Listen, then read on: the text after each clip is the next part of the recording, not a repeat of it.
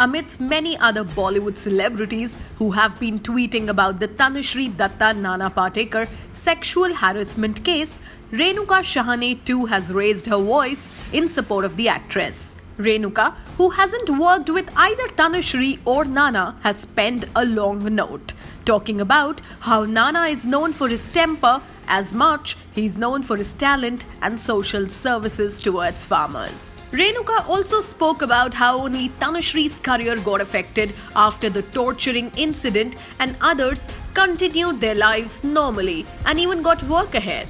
Here's what her post reads. Nana Patekar is known as much for his volatile temper as he is for his phenomenal talent or his social service towards farmers.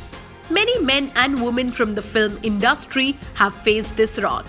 I have never worked with either Nana or Tanushree, and neither was I part of Horn OK Please. But there are some points in Tanushree's story that resonate with me. I'd like to share them.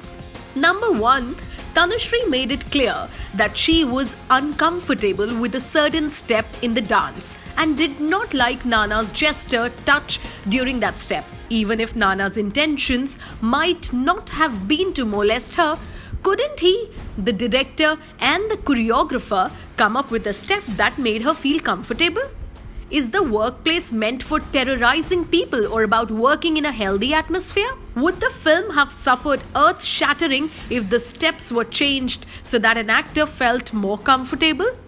What made Tanushree uncomfortable might not cause discomfort to other women, perhaps, but that is no reason for the men on the set to gang up against a person who's part of their team. If she was truly the daughter of any of the men around, would they have really asked her to do something that made her feel very uncomfortable, or would they have to change the step?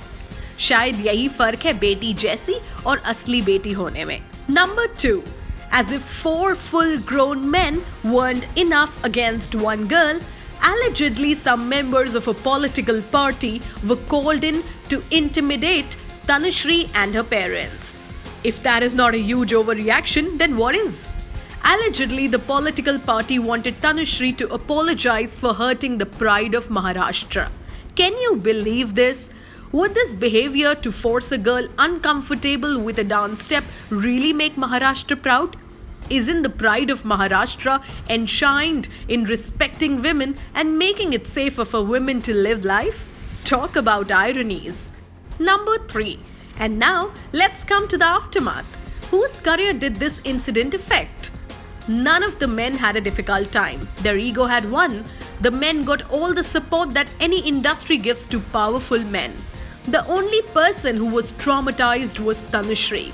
The scars have still not healed. Please do the math. P.S. A little birdie from the set told me that the great producer of that particular film had many legal issues about non-payment of dues and even talk of being funded by the underworld. But hey, that's okay, I guess. He must have been impeccably honest. After all, he was upholding the pride of Maharashtra, right? There are small people with big egos in many places of power all over the world. When I see that too many people gang up against one person, I consider that bullying cannot be right from any angle. It dehumanizes the victim.